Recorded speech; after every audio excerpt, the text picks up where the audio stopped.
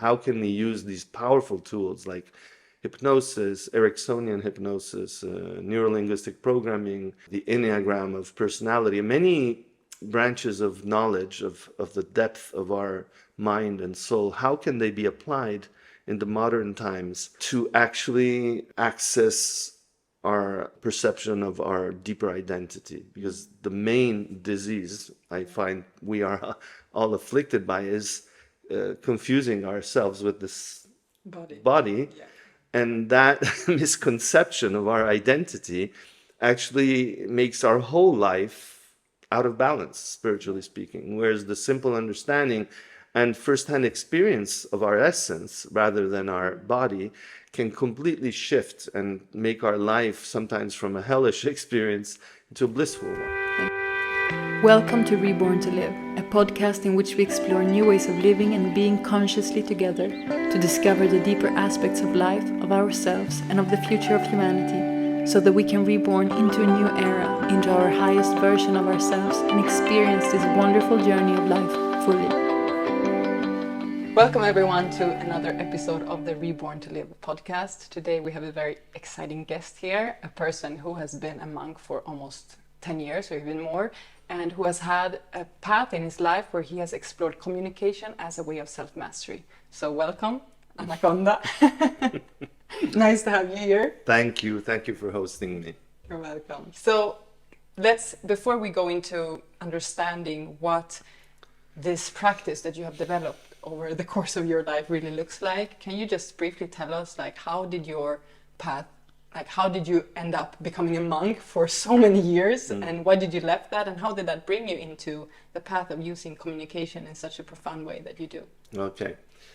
So my life in a nutshell, kind of thing.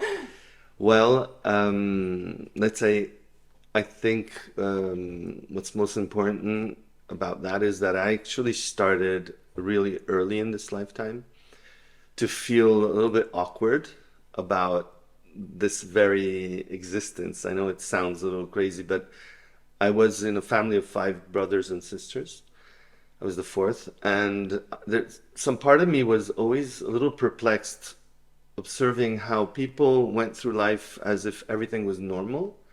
Whereas many things I witnessed, or as I grew up and started watching the news or reading newspapers and getting to know what was happening on this planet, I was very disturbed by simple things like wars everywhere and nature being destroyed and people, so many conflicts happening. And for me, for some reason, that didn't feel natural at all.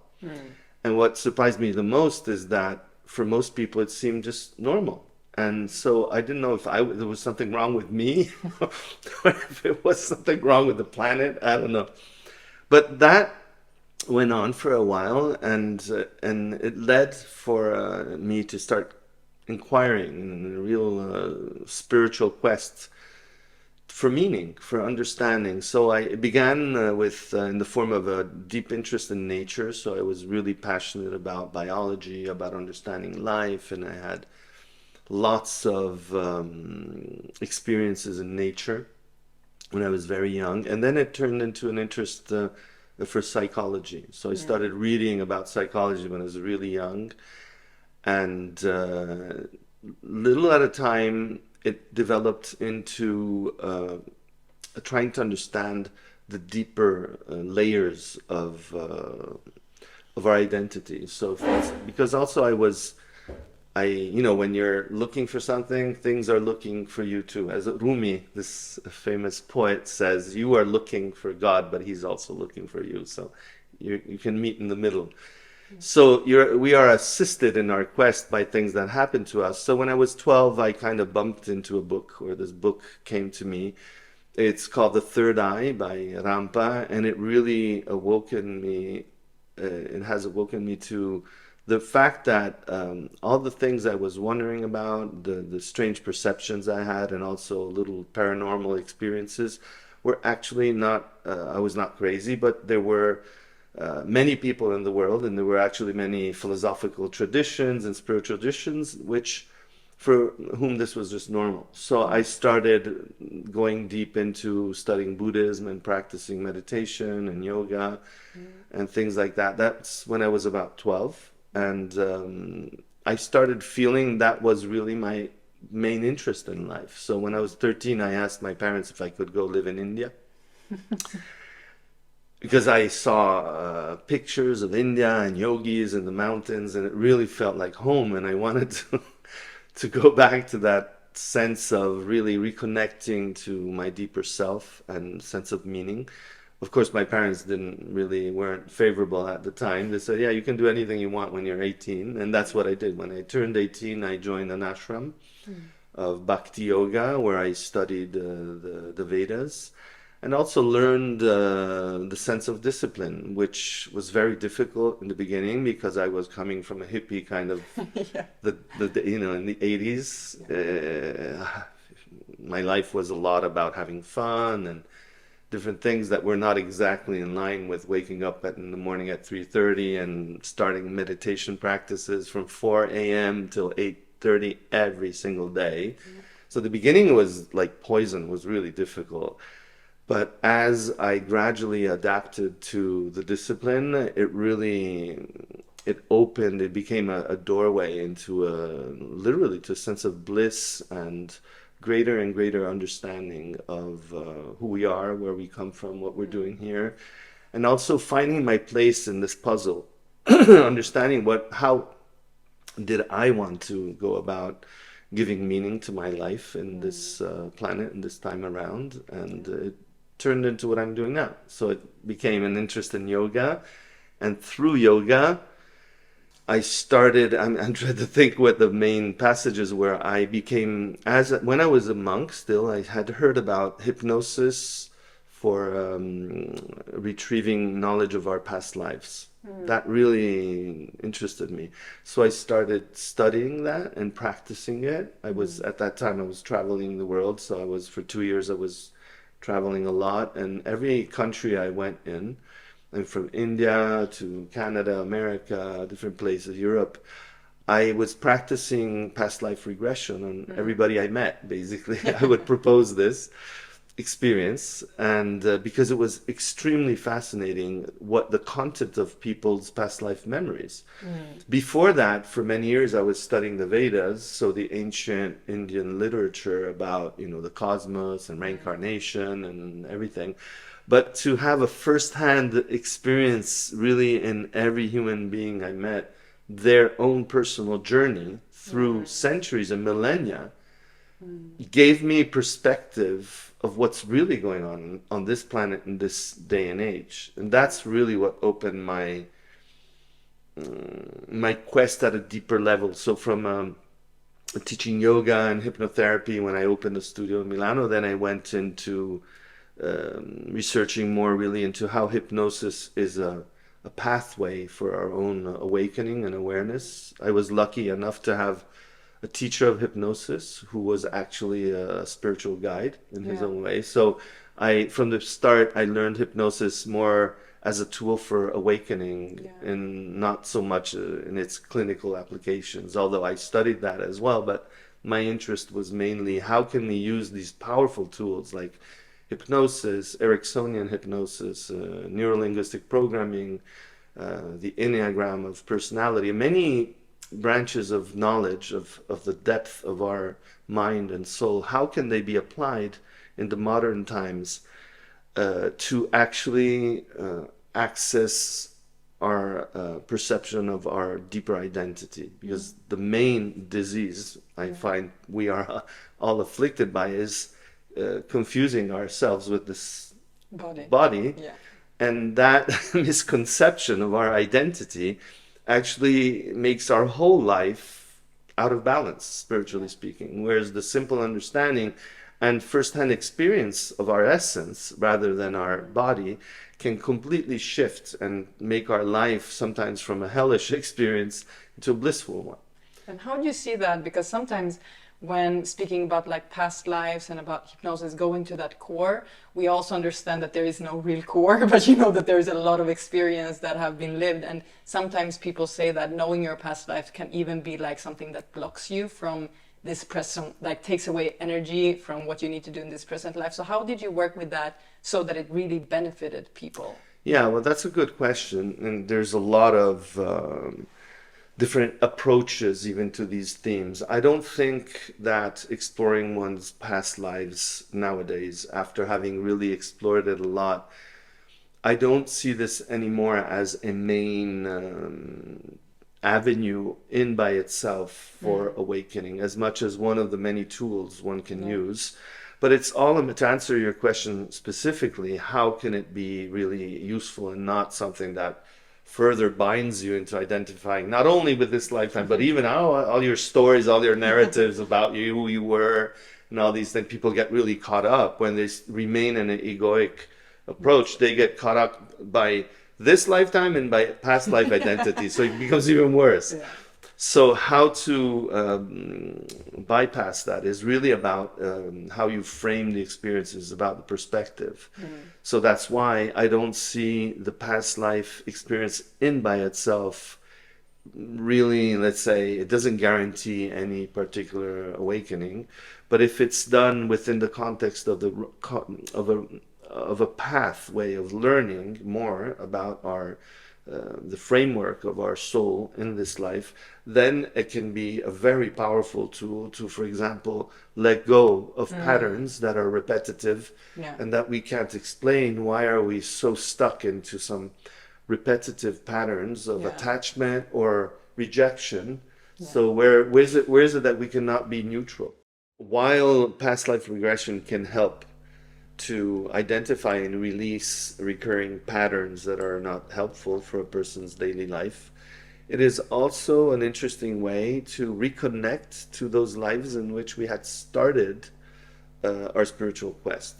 Because when you can reconnect to those parts, those experiences that are somehow related to your spiritual quest in this life, you can actually reactivate some parts of knowledge, some parts of understanding that you just forgot in this life. So you don't have to do it all over again. You can actually integrate that which you already have learned and experienced more quickly. And it's interesting. Yeah. Okay. So you ended up doing hypnosis in this way, traveling around the world, proposing this kind of hypnosis, past life regression. And how did you then end up understanding that a way towards self-mastery could also come through communication, through your relationships and your relationship with yourself? Yeah, well, that's also a very interesting question. The relationship between past life regression and communication started dawning kind of naturally by observing how the most meaningful aspects of people's lives across centuries, I may say, is really always around relationships. Because when even in hypnosis, or you don't need hypnosis, past life regressions, even when having what is called peak experiences in this lifetime, we all sometimes have moments, whether during meditation, some people activate them with substances or mushrooms, or ayahuasca is very popular now. I've never tried, so I don't know personally, but I know many people tell me stories about how they had moments of awakening and sense of unity. When you reach those states, for me it happened naturally when I was 15. At some moment I had a peak experience. In those moments you can perceive clearly the unity of us all, that there is actually only one greater consciousness, one greater divine, we would call it divine consciousness, and we are all like partial players of this game. And the game in this realm, this dimension, these incarnations, is really about separateness. Strangely, when we are highly conscious, we are aware of our fundamental unity, but our experience is being in this bag of skin that separates us. And that's the whole actually exciting factor of it, is that, you know, if I have to think of it philosophically, what is the only thing that God cannot do? If he's all-knowing and if he's all-pervading and so on, the only experience God cannot have, let's say in a relative way, is to experience not knowingness. And so it looks like when the divine takes the form of fragmentation and incarnates separate beings that play as if they don't know who they are really at a deeper level, and they can experience all the drama of, in their own little way, playing at being God in a way, the center of the existence. Well, that is a great learning experience, and it's what's called in the Vedic literature is called the divine lila, the play. Yes, the play. I think this is why also when, you know, when you have this kind of experiences, I think children are very tuned into that, but when you have the emotions of like wonder and excitement and like, no way, you know, that's really when you feel probably closest to the divine, because that's like, that's the lila, you know, that's the beauty of totally. Excitement is 100% in. As a matter of fact, that's what spiritual health is. Yeah. It can be perceived in the ability to be excited, to be grateful, to be having fun while experiencing the human experience. So, yeah, so that's what happened is I realized more and more that somehow by looking at people's lives and what happened, somewhat we could come up with this equation, this simplification, is that we could say that the quality of a human being's life is actually proportional to the quality of their relationships. I mean, let alone past lives, in this life. Yeah. If you look at a human being, if we actually are honest with ourselves, aside from external status or wealth or fame or anything that people spend a lot of time and energy to try to acquire, what actually determines the most, the real quality of a person's joyful fulfillment in life, is the quality of one's relationships. Period. That's what I found to be the common denominator, regardless of the country, the culture. It's really, I think, a general principle. And the quality of one's relationships actually boils down to the quality of one's communication, right? So that's why, in the end, while from teaching yoga and meditation and hypnosis and this and that, I found that the most interesting and actually immediate way to impact a person's well-being and happiness is to help them perfect their ability, in their awareness and ability and mastery in the realm of communication.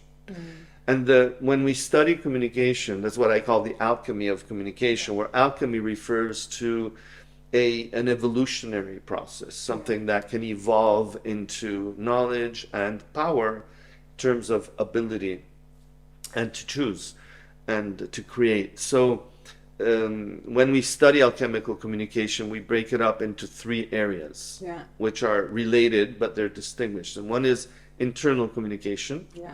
The other is interpersonal communication. And then communication dynamics in groups. And the most important factor in determining our well-being, or anyway, the starting point, is always internal communication, which is the most neglected. Because when you say the word communication evokes in everyone's minds interacting with other people outside. What very few people know is that we are always interacting internally as well with many people inside, because when you start really looking at yourself, so when you start developing internal communication, conscious internal communication, the first thing you bump into is that the way I put it, I say it like in a rhyme, I is a lie. That's the first thing I help people become aware of. Because when you're very honest and introspective, what you realize is the multiplicity of I's that inhabit our body, our mind, our being.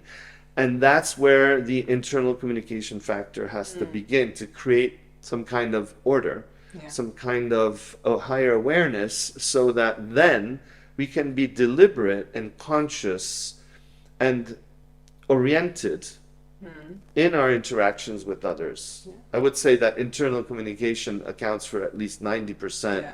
of the effectiveness of any consequent external event of communication. There's a beautiful quote that says, "We don't see the world as it is; we see it as we are." And Totally. it's really, I found that also in my own experience, that the patterns that I have had in my life, as from being very young, of also blaming and tendency to victimhood, only when you really take that full responsibility, you look at yourself and your part in that, and also how you decide to interpret what is happening, then that's where, you know, life really changes, because you also get the full mastery, the self-mastery of, you know, deciding what your life is going to be, because you understand that it's about yourself. It's not about the Absolutely. other. That's the very basic principle. You know, I just mentioned the three areas of communication study of alchemical communication is internal, interpersonal, and in groups. Actually, the way we teach this is relating each of these three areas to the three fundamental laws of the universe, according to the Hermetic tradition. So the first law, universal law, is thought creates. This law of mentalism, Yeah. it's called. So that actually what you said is the world is not what it is how I see it. Yeah. And Padmasambhava, who's a medieval mystic who began, actually the founder of all the Tibetan monasteries in what is now Tibet, was actually from India originally, and he traveled. He's some kind of avatar or something. Yeah. He's, we don't know if he's a mythical figure or a historical one, but anyway, he left teachings, and one of his quotes that I prefer is, "It's not the world you see that is causing you to suffer, but it Yeah. is the way you look at it, the way you see it, that is actually the origin of your suffering." So this principle you said is totally in line with our findings. And then there's the second law of the universal law, that is the law of resonance, we may call it. So that the similar responds to the similar, and that's the law that dominates the nature of interaction Yeah. between individuals. Yeah. So when we study interpersonal communication, we refer to that law. So if I really want to reach you in my communication, I need to really be you first. I have to walk in your shoes. I have to understand. I have to adapt my communication to the receiver if I want it to be effective. And that's the fundamental concept of hypnosis and NLP and so on, by the way. And then there's the third law, universal law, that is as above, so below. And that is the law that applies, in my opinion, to dynamics in groups, communication dynamics in groups. That is because what happens inside us actually is reflected outside in a group.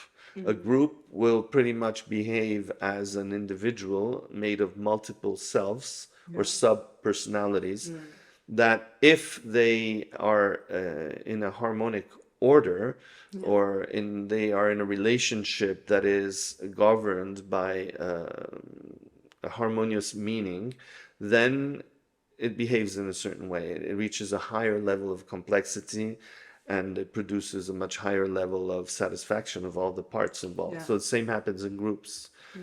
But that means that people in the groups must be trained and knowledgeable about internal communication. So that's how it's all related. It's like a spiraling. It's like a kind of- spiraling. And this is why also I think that community can be so effective, but also so destructive. So Absolutely. this is something that I've... It's an amplifier. It's really an amplifier. So if you have a community based with individuals who really have that kind of self-awareness and have a goal, a vision in the middle that they're aiming towards, then it can be really something that it's like heaven on earth.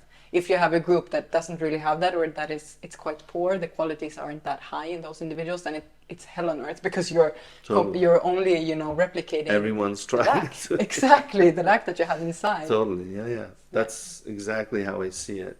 And that's why the alchemy of communication is not only studied by people who wish to enhance their understanding of themselves and their happiness in their personal life. But many people who want to study this are actually groups, Yeah. teams, or companies, or spiritual groups, or sometimes just communities of all sorts, because they understand the importance of everyone, every individual, every component of a group to have at least the basics understanding of what's going on inside me before I interact with others. Because when that happens, the level of the game changes big Completely. time. It's also, it seems like it's also really like taking responsibility for one's action, because when you look inside first, then you don't just like lash out or Sure. react, but you actually for the first time have a kind of a free choice of Yeah. how you interact with the world, and also how you interpret the world that is coming into you, which is, Sure. I think, You learn to respond and not yeah, to react, basically. exactly. Yeah. So how does this look like? Like when you start with like the first level, which is I think the most interesting one, and the one that you say also that is like 90% of the thing. How does that look like? Well, personally, I teach these topics in different kind of contexts and environments. It can be in a one-on-one like coaching path, transformational coaching, and then sometimes I literally walk people along a path of learning, acquiring, and practicing these different branches of knowledge. But most often it's done in groups Yeah. because that's where it's also easier to actually experiment and live. So what it looks like is that the first step looks like learning about the fundamentals of self-observation. Actually, Padmasambhava, this traveling monk, my absolute favorite quote is when he says, when until self-observation is not awakened, there's no path. Yeah, that's powerful. Until Yeah. self-observation is not awakened, there's no path. Yeah. Actually, I met many people along my life who even are completely involved in spiritual paths and practices and communities and so on. And for me, the distinguishing factor is how self-aware are you? Because some people even develop mystic powers. They may walk on water, but if they are not aware Yeah. of themselves, if they're not self-conscious in a good sense, if they don't learn to observe themselves, they are actually not they're not going to be able to reach their deepest goal, but they will always be, even with their powers, in the service of something or someone else other than their own. Some kind of superficial level where you're using like the technology or the laws of the universe, but you're not going really to the core. No, you may be spending lifetimes after lifetimes pursuing external objectives, but not ever going to the center of the meaning. Why? So to know why, you must understand who first. So the way I put that is I say that if you are not always conscious, aware of your objective, of your inner higher spiritual goal, you can at best become a tool for achieving the objectives of others. That's how I put it. So if you don't have a clear objective in any time, at any moment in your life, you're not clear who you are, you don't remember who you are, you're not clear where you're going, what you want to manifest. Even if you're super talented, you're going to end up serving the purposes of other people or other things, whatever. You're going to be used and not use your experience to reach your goals. Yeah. So in that sense, it's very important to start by learning to observe yourself. And then once you start observing your different parts, then the second phase is to start to teach them to work together, learn to work internally as a team. So identify the inner facilitator, the inner wise part, the inner child, the inner wise, all the different components of your inner realm, and start working in yoga, in union. So connecting mind, heart, and body in one direction. So that means the kind of naming internally, it has different names. I use the name monopost. That is that part of you that leads the show internally, that is aware of your higher purpose and direction, and therefore this part helps you to choose second after second in your life, where is it worth to put your time, your energy, your attention. You choose constantly.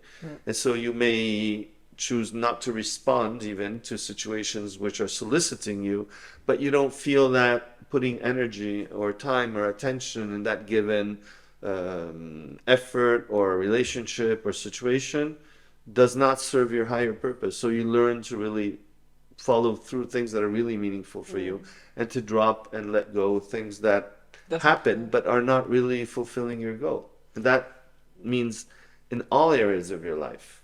And how do you think that distinguishes? Because now I can imagine people who are listening, because we have already had, I think, anyone who is on like a spiritual journey who has been in contact with spiritual people. And I think many people who are in the beginning of their spiritual journey, you know, they are listening to these kind of ideas that are like really ancient knowledges of really like nothing new under the sun. You know, but then they interpret that of being like, okay, I do whatever I want, you know, that kind of thing. And, you know, you know, you're not worth my time, you know, that's not. And I've come into contact with a lot of those very arrogant spiritual people. Where do you see that there is like the distinction between doing something, like deciding within yourself to really where you put your energy, your effort, and letting go of something? Like what is the difference there? The you know, discriminating factor. So that people also can understand, like, okay, do I have to do with someone who's very spiritually immature, or someone who is actually, you know, mature spiritually? I think that's difficult for some people in the beginning of the path. Yeah. Well, I don't know if this will answer your exact question, but what comes to mind when you say this is that I don't, when I teach anything, I always clarify that. I even tell people that everything I say is a lie. I start by saying everything I say is a lie. And that's a paradox, because not everyone understands it's a paradox. Because if you really interpret it right, then if everything I say is a lie, then is this a lie too? So it's confusing, and it's meant to be confusing, to kind of kick people out of an attitude of listening to something from me as if it were the truth. So nothing that I say or express pretends to be the truth. It's simply what worked for me, and I share things that have been effective for me in my path, hoping they may be useful for someone else, but that has to be always checked in individually. And here I come to your question. Checked in individually for me means training yourself to really feel in your body, in your heart, and not only in your mind, what's going on. And that's part of the first step of listening, self-observation, and learning to feel and listen to your parts, and have an active inner dialogue where in any given situation you can see it from many perspectives. You can see it from the mental point of view, but it's a point of view, and I call it an interesting point of view. It's just a point of view. It's for sure every point of view is interesting, but it's interesting, but it's also relative. So you listen to your mind, then you listen to your heart, your body. But ultimately, I find in my life that the best guidance comes from the heart, because it's maybe the meeting point between your gut, your instincts, which sometimes is you know, it turns out to be valid, sometimes not. It's not always a good criteria. And the same for the mind. So I find the heart has the highest ratio of centeredness and being close to what shows to be more true in the long term. So the discriminating factor, I believe, to be listening to your heart. And I think we all know deep inside what is true or right for us. And also because in the ultimate sense, we are all one and all connected. The more I become true to myself, the more I can be in touch with my deeper heart and spiritual self, the more I can fine-tune and regulate my connection with others. pretty much at will because of that law we were talking before of the similar response to the similar. So if I want to really feel in where a person is coming from, I have to be able to first of all feel in where I'm coming from, and then naturally I will be able to sense what's going on in someone else. But if I always live in kind of a portion of my being, be it my instinctual self or my mental, I'm only going to have a very partial and very much projective understanding of what's going on in others. So that's my way of looking at what you just asked.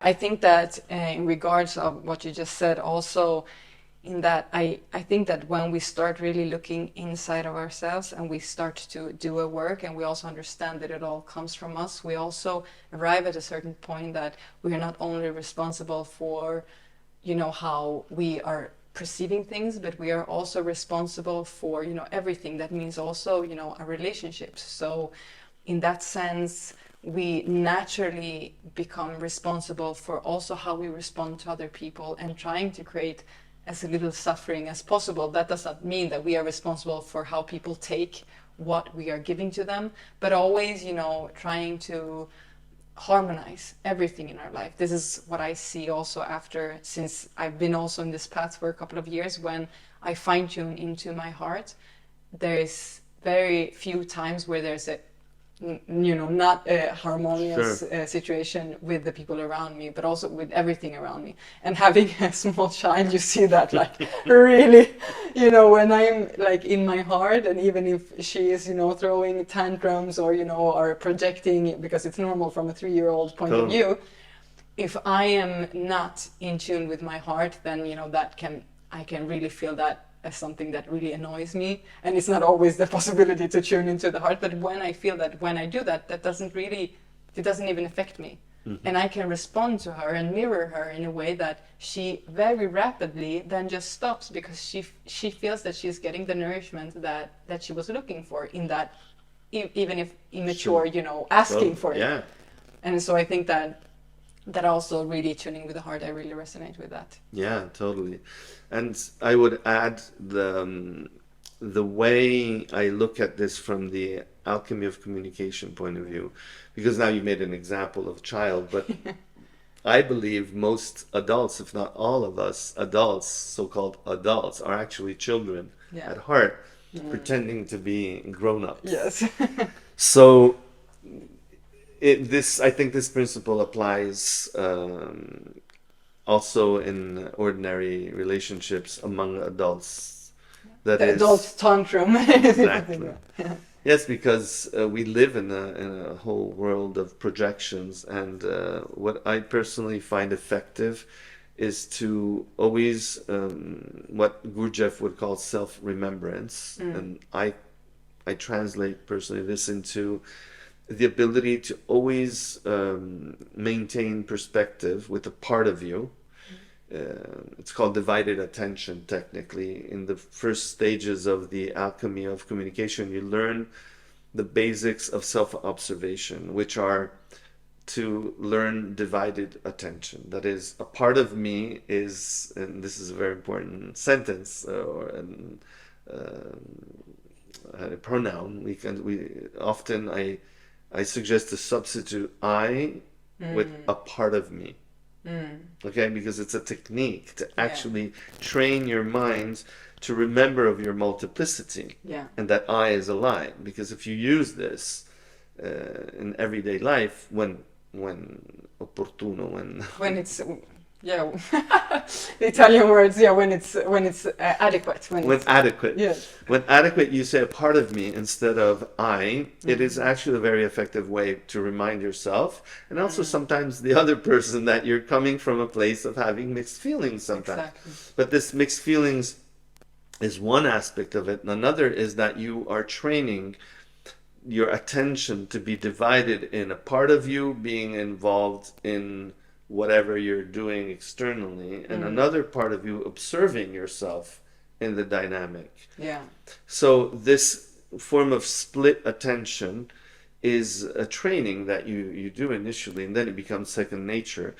And it helps to then remember yourself. And remember yourself means remember yourself with a capital S, meaning your higher self, and that is your true nature, your true divine nature. You're a time traveler. We are travelers in this life. We all going to be, this journey in this human body will end at some point for all of us. No one knows when. The only certainty is that we have a you know, limited timeline. Yeah. No one will come out of this game alive. Exactly. That we call human life. And so there is a purpose in all this game, but we so often forget. We kind of live as if we were eternal in our mind. And we take things very seriously, which actually would have much less importance if we would just remember that everything we're experiencing is temporary. Yeah. So remembering my higher self and my purpose at all times helps to modulate the feeling of my relationship with you in this moment. Yeah. Because if I live in the moment like if it were everything, then anything you may do or say can trigger all kinds of reactions. If I remember that you and I will not be here in this form in 100 years, I may put more attention to what is really meaningful of the interaction and not give so much attention to minor details, which inevitably may be less in attunement with my personal tastes. Just like, Yeah, I think this can connect to a lot of things, and I think that now there's so many things going on in my head now because I can connect this to so many things. I think that the first thing that I want to point out is that this really connects with, I think that when you arrive to a certain point in your spiritual journey, you arrive to kind of point of no return where you have this divided attention, and so everything that you're going through, even if you go through even moments of depression, of real sadness or real anger, you have this other, focus, perspective that allows you to rest in the feeling of that, but not being drained by it. And so you can really allow yourself to just like have, this kind of tantrums inside, or these feelings of sadness, which is the waves of life. And that's called non-identification. Exactly, without identifying with it. And I thought it was very interesting also that you mentioned this strategy of not using the I. This is actually something that even in like lucid dreaming training, which of course is my field, one of the things is called phenomenology, where we are taking away the verb be, to be. So are, am, is. And so training yourself to understand. So instead of saying I am sitting on this chair, for example, you cannot use am, or you cannot use that verb. So you must say I perceive sitting, because also from that point of view, understanding that this too is a dream. It's a divided attention technique. It's a divided. I'm going to use that. Yeah, it's wonderful because when it's amazing. I never thought of it. Yeah, because when you also do that, you also allow yourself to start having more lucid dream, because you don't. It's not only in the dream world. You're not immersed. You're observing yourself dreaming. So you're going towards lucid dreaming. Exactly, but also towards lucid living. Yeah, that's the beauty. Oh, I can't believe it. So I have to tell you something. Well, you know what this reminds me of? What you just said is really interesting, because when I try to describe what is the purpose of the alchemy of communication courses, I use this analogy. I explain that many people study lucid dreaming, right? And you are amongst them. You teach this amazing topic. And I say, what is the purpose of lucid dreaming? I ask people in the introductory presentation of the courses. And there's always one or two people who know, that is, say, why would you want to wake up kind of during the dream, become aware that you're dreaming? What's the benefit of it? And usually there's someone who knows. The benefit is that then you can start guiding. You can start becoming the active protagonist of your dream, not just witnessing what happens, but you can decide what's going to happen. So I say, well, this is exactly the way I see it in terms of the relationship between dream and life. From my point of view, this life is a dream. This, what we call our human life, is a dream. And I even play around at challenging people to telling them that they think they're here in a conference or something, but actually they're home dreaming, sleeping, and they're dreaming that they're there. And they kind of, some people are like, could it be true? Other people say, no, it's not possible. So say, prove it to me. Prove me that you're not dreaming right here and now. Or even who would be listening to this podcast. I may say, playfully challenge you, say, you think you're listening to this podcast, but actually you're home and you're asleep in your bed and you're dreaming that you're listening to the podcast. Exactly. And a part of you might be wondering, a part of you or some of you may be thinking, no, I know that I'm here watching a podcast. This is not a dream. Yeah. But then if you really wonder, how can you know? Exactly. Well, there's actually no way you can know. There's only one way. And I normally torture people playfully, let them come up with all kinds of theories. No. I'll go quick to the point. The conclusion is there's no way you can know what you're experiencing is not a dream. Because anything you can come up with, you could be dreaming. Yeah. If people say, oh, I pinched myself, I feel, well, could you be dreaming that? Yeah. To say a stupid example. But you can go on and on and on. Course. But when I was a monk, I would have a lot of fun doing this with audiences of psychologists and doctors and psychiatrists. I gave conferences on reincarnation in France, and we had a lot of people, and they would, people were very knowledgeable. They thought they knew the solution, but I would show them it's not possible to know. The only way you can know that this is not a dream, that the dream is a dream, is when it ends. When you stop dreaming in your nights, then you wake up to your baseline normal life and memory of who you are. Then you understand that was a dream. Happened to me a couple of weeks ago. I was like dreaming something that was super anxiety, and it was like, oh my God, oh, this is so terrible. And then I woke up and thought, oh, thank God that was only a dream. But in the dream, it was so real. Of course. So I didn't know it was a dream until it ended. Yeah. So this life, from my point of view, is like a dream. Of course. And when we die, we will go back to our baseline higher self-consciousness and realize that this life was one of many dreams that are all our incarnations. Yeah. And so what's the point of the alchemy of communication? For me, from my point of view, learning self-mastery, studying self-observation, and then interacting consciously with people in your life from a place of heart and not a place of appearance, and co-creating and so on. So what happens is actually you wake up in the dream of this life. And what's the advantage? What's the benefit? Is that you start guiding, you start manifesting at will that which you want to experience. Yeah. Instead of things coming at you and your life sometimes being like a nightmare that you can't control, just like in lucid dreaming, you can wake up in this life, that's what people call enlightenment or whatever, and just start actually becoming conscious of how you are creating your reality, and therefore more and more making your reality, your dream in this life, match your intention, your desire, your purpose, your higher purpose. Yeah.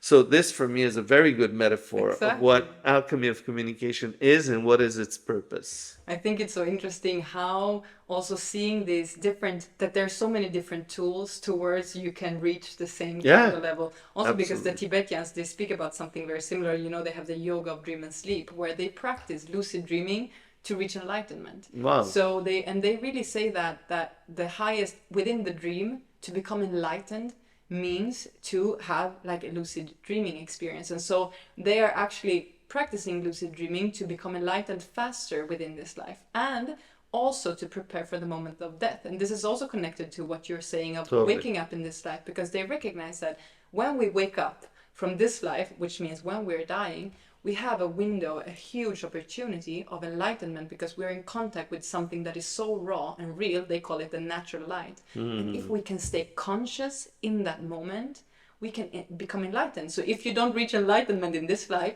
they're practicing through dreaming to become enlightened when they die. When they die. Because that's the moment when you have it was just a dream. That. Yeah.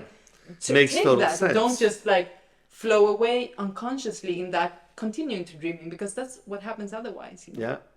And so it's really interesting. It's all connected. Of course, it's always all connected. As usual. Yeah. And it makes me think that one of the important aspects of the alchemy of communication that I didn't mention because there's so many things, but one of the, at some point during the path, I always introduce what's called the art of dying concept, or in Yeah. Italian we call it la buona morte. That Yeah. is to actually, in this life, befriend death Yeah. and start thinking of your death um, with regularity, even as part of your daily practices. Yeah. Just give a thought to the fact that this is a temporary experience. Remind yourself. And befriend death also means prepare for your death, because no one can really know in advance. Those who know sometimes in advance, they may be more lucky because they can prepare. But the truth is, we're all, if it's in 1 year or 10 or 100 years, it's always going to be, our life will be gone in a so short time. So it's a good idea to prepare practically, like what would I like to happen in the occurrence of my physical death? What about my family, my children, if I have any, or my friends and my possessions? Because preparing for your death that way helps also die in a very serene and peaceful way, which is helping to do what you're saying, Exactly. to be lucid in that moment, because otherwise we're overtaken emotionally by all the things that are left unfinished, unprepared. Yeah. And even, having, and there's a very interesting aspect in this that we delve into in the alchemy of communication courses, is what are the main concerns of people who are dying? Because now, thanks to the internet, thanks to the network of information, there's this woman who, a nurse in Australia, I believe, she wrote a beautiful book about the 5 main concerns of the dying. And interestingly, what are the main concerns about? Relationships. And therefore communication. And so again, we have, through the preparing for death concept, a big motivation to really tend to our relationships and our friendships in particular, in a very special way, because friendship is one of the greatest gifts, divine gifts there are in life. And so very often we neglect it. And it's a very good point to remember death, to also remember to cultivate the relationship with people who every time we meet them might be the last time we meet them, but we don't know.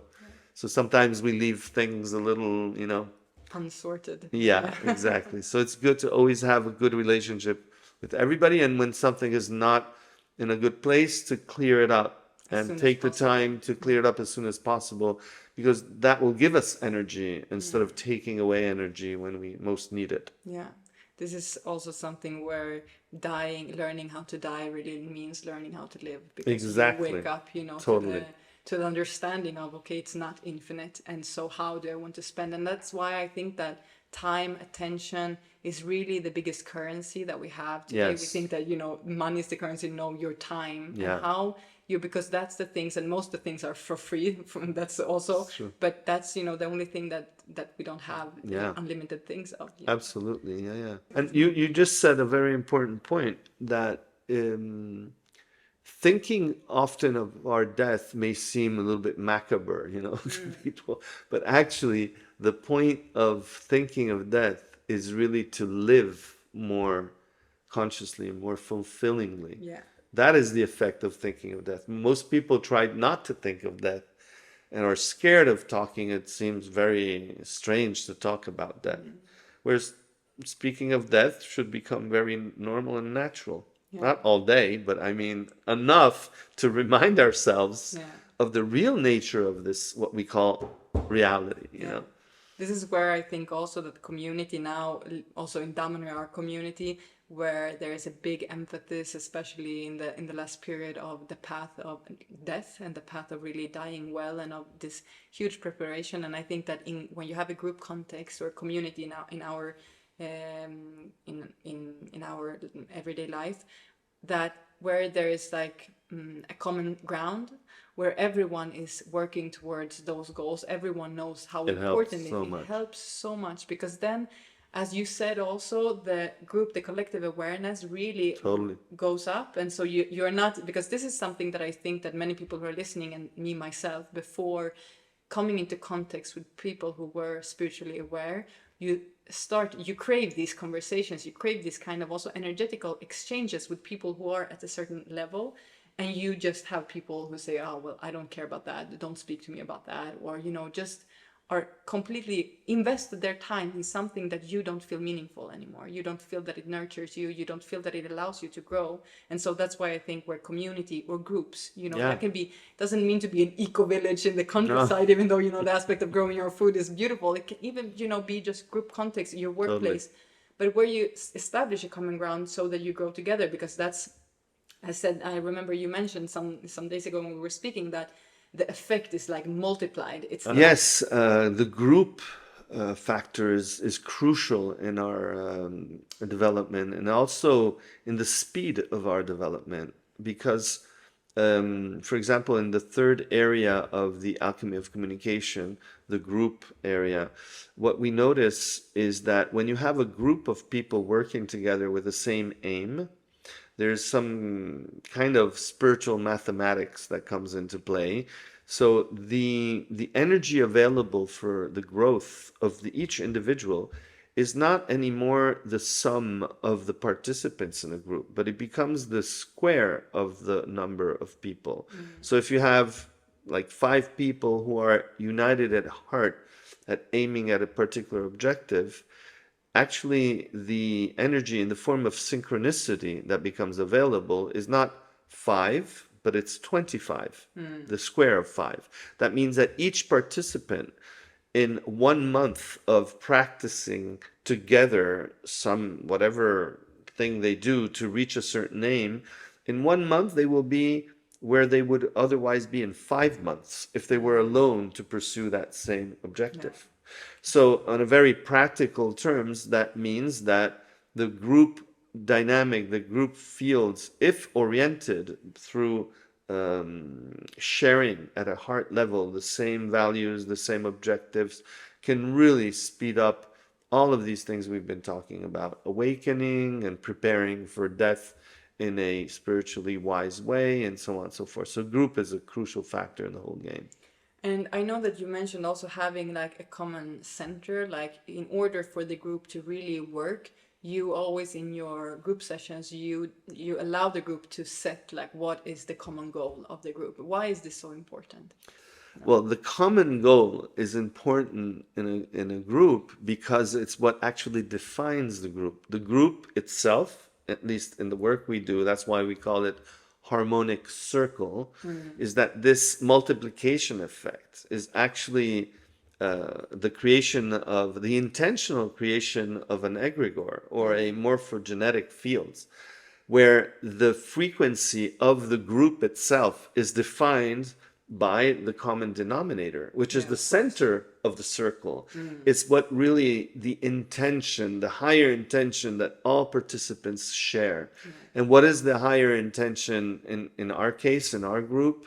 Because it's a group that studies the alchemy of communication, the higher intention that everyone shares is to reach their own self-mastery. Because self-mastery is the fundamental aim for a human being in a spiritual quest, for the simple reason that unless you develop self-mastery, you won't be able to really pursue any other goal, because you will be pushed about by all the forces, internal and external, that are trying to take control of your life. But you don't, if you're not awakened in your own mastery, you cannot really determine your dream.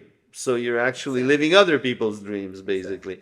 So if you want to wake up and dream your dream and determine the quality and the nature of your dream, you must possess increasing degrees of self-mastery. So that's why that is the shared intention that keeps the group together, that defines the group and its frequency, and that actually produces the outcome.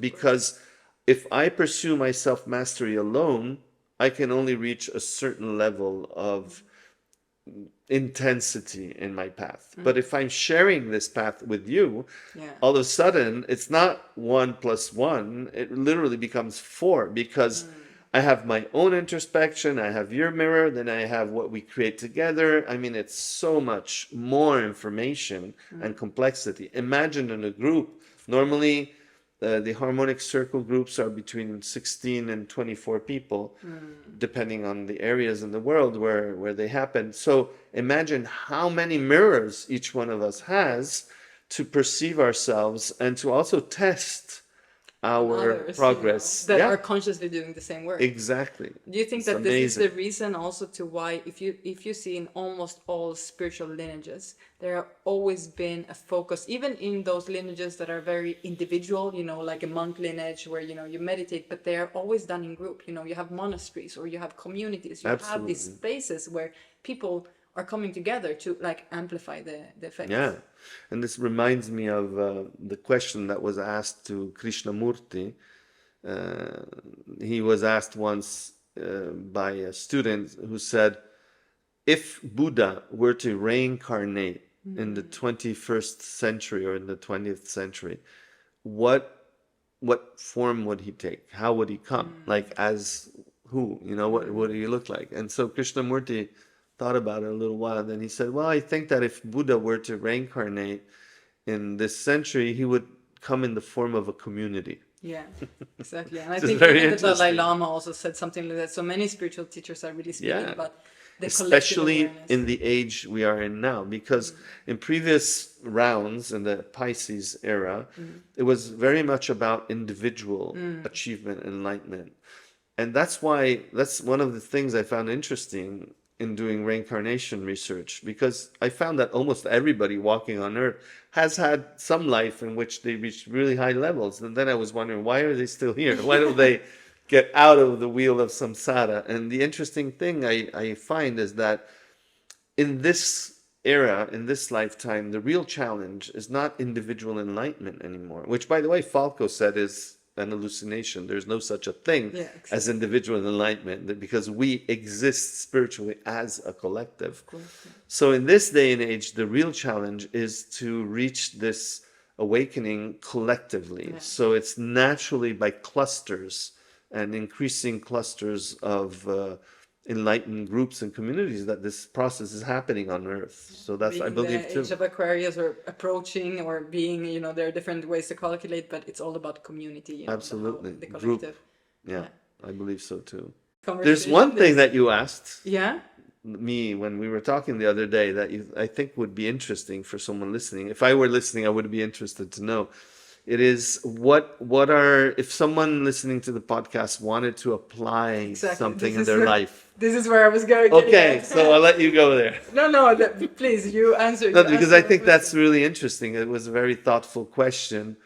What could be, the takeaway for someone who went through the length of listening to all this? What could they practice in their daily life? Well, in thinking about that, I thought that there are a few things that could be very simple and very helpful in regarding internal communication. I think a very simple and powerful tool can be using the why question. Just simply, when experiencing any feeling, any emotion, any reaction to some circumstance that is at play or to come, when I'm thinking about something that has to happen in the future and I'm particularly concerned, I think it's very helpful to just be introspective and ask yourself, why am I feeling what I'm feeling? And you can go up to 5 times. You go, why? And get a first superficial answer. Then ask yourself, well, why is it that this is what I'm thinking or feeling about it? And go even deeper until you can really go to the core of what is really moving you at a subconscious level in relation to that. And if you can go to your own inner sincerity and honesty of what is really moving you around a situation, or why do we say something? Why am I even talking? What is my deepest real intention? Am I talking in this moment because I'm just filling a gap? I'm afraid of silence. I'm nervous. Or do I really have something I want to share? You know, that why technique is very simple and very powerful. So asking yourself why in all sincerity, listening to the answers that bubble up can give you that awareness of your intention and start to stop behaving or speaking or coming from a place of mechanical adaptation, but really align your speech and your actions to your deepest intention. And that alone changes the is a game changer in your life. Yeah, I realized that even now doing videos, I, need to see myself, on videos. And I recognize a pattern that I've had for a long time, just through speech, that I was saying, I think, I believe a lot. And I was asking, I did this thing. Why am I doing that? Why am I doing that? Why is it that I am constantly in the beginning of each phrase, I need to state that. And after a lot of whys in that sense, I realized that it was coming from actually a sense of not really validating what I was saying, which means that being afraid of that other people would say, oh, that's your point of view, that's not true. So I needed to state, this is what I believe. And so I understood that in the underlying sense, there was actually a sense of not being sure enough or being afraid it was of what your other insecurity people, my that insecurity that was speaking in that way. Even though I practiced, to say things in a certain way, it always showed up in that I believe, I think, for a fear of being criticized, which is a fear of being not secure of myself. Yeah, totally. And so really resolving that at a root level then allowed me to actually change that. Yeah, exactly. Awareness. That's the thing. In the path of alchemical communication, we use a metaphor that comes actually from Gurdjieff that says that our mechanical behaviors are like mold. Okay? When being asleep, our sleep state, and so we live, when we say this life is like a dream, is normally because we're sleeping and we're not aware, we're like unconscious. So yeah, there's an interesting metaphor around these mechanical behaviors of ours. They are described as mold because mold grows in dark and places and that are not ventilated. When there's no light and there's no air circulating, like in our unconscious. So our non-conscious motivations to act that act us out are compared to mold because as we bring awareness, that is self-observation, as we ask ourselves why, and we go deeper into really listening, because the interesting thing is if you ask yourself why, you'll actually get the answer. And the reason we don't know things about ourselves is often because we don't ask. We don't think we can actually ask ourselves and get answers, but we do get answers from those parts of us they're just waiting for us to, ask. Yeah. So if you ask why, you get these answers. And then this awareness is like opening the window, letting air come in, or opening the window and letting light come in. And the molds, which is our mechanical sleep-like behaviors, naturally just disappears. You don't need to do anything. That's why the process of self-observation is so powerful from a spiritual point of view, because awareness just, in most cases, when it's deep enough, it just eradicates the very reasons for those behaviors to be there in the first place. They can entertain themselves in our unconscious because we are not aware of them. So the why exercise is very powerful, as you described.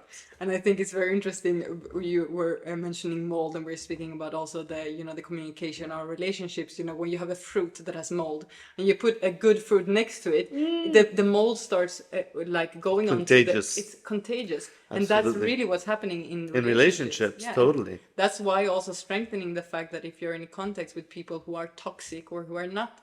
Toxic is a way just to say that someone is unconscious, and that you have outgrown that person, or you are in a completely different frequency and you want different things. You don't have that main focus that we were speaking about being so important. And so really, separating yourself from these and taking a distance from these people and finding a community, finding a group that aligns with your higher goal. It's crucial. And that's what naturally happens. Yes, But it's Exactly. so important because, as they say, the people we relate to most often define who we Yeah, are. yeah. You It's know?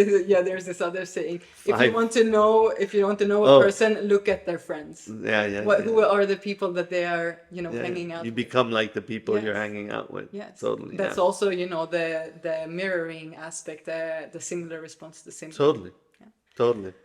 Yeah, and always in the realm of practical takeaways. Yeah. So we said about the why exercise is about opening up to internal communication. Now, what about interpersonal Yeah. communication? So in that realm, I'd like to share one of the simple exercises or concepts we share in the alchemy of communication, which is super simple and super powerful. And that is to start thinking that communication this comes from NLP, neuro linguistic programming, because in alchemy of communication, we take information, knowledge from all fields of life, from the most modern, cutting edge quantum psychology to the most ancient, spiritual traditions. My personal criteria in choosing is what has worked for me very Of course. effectively, because I think there's nothing new under the sun at the end of the day, but there are some things that really clicked with me and helped me change my perspective and my life for better. And those are the things I like to share. So for sure, neurolinguistic programming, Of course. it's a very powerful approach to studying communication. And one of the concepts there is that communication is in the response. So we normally think, if I think I'm communicating with you now, my focus would be on my intention and the way what I'm saying, for example, or the way I may be non-verbally interacting with you. And this goes only that far in really understanding what's happening, because the actual communication that is happening in this moment is not what I think I'm conveying or communicating, but is what you are actually receiving, which may depend on so many other factors that I may ignore. That is, your background, your culture, your experience, or where you are now and how you're feeling right now. So that acts as a filter. So what actually I'm communicating really is not what I think I'm communicating, but is what you are receiving. And what you are receiving will be manifested as your response. So communication is in the response. It seems like just a little philosophical twist, but it actually changes the whole approach to relating to people and communicating. Because if I start focusing on your response as a way to gauge the effectiveness and quality of my communication, I'm in the realm of reality. That is your reality, which is my purpose in communicating. If I keep insisting, oh, but this is what I meant, so why don't you get it? Why you're not understanding? You don't want to understand. Instead of trying to ask questions, for example, asking questions is a very simple way to actually reach someone without presuming that because you intended something, the person is supposed to have gotten it.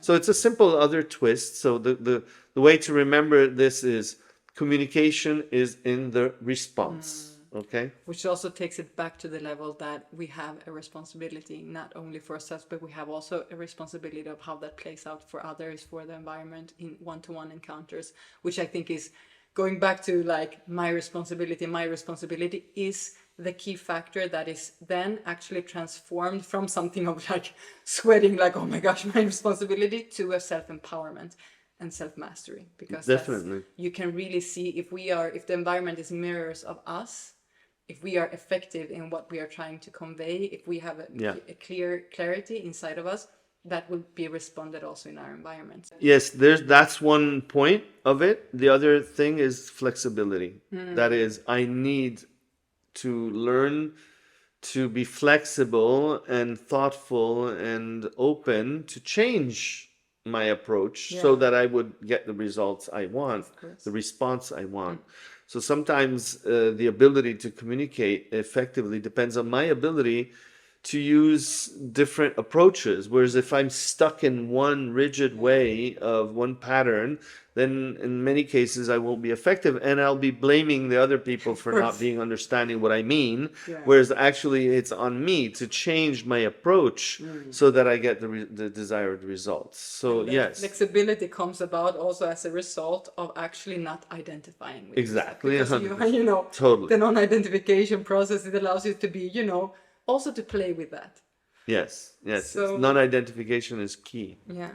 in that flexibility training. Yeah.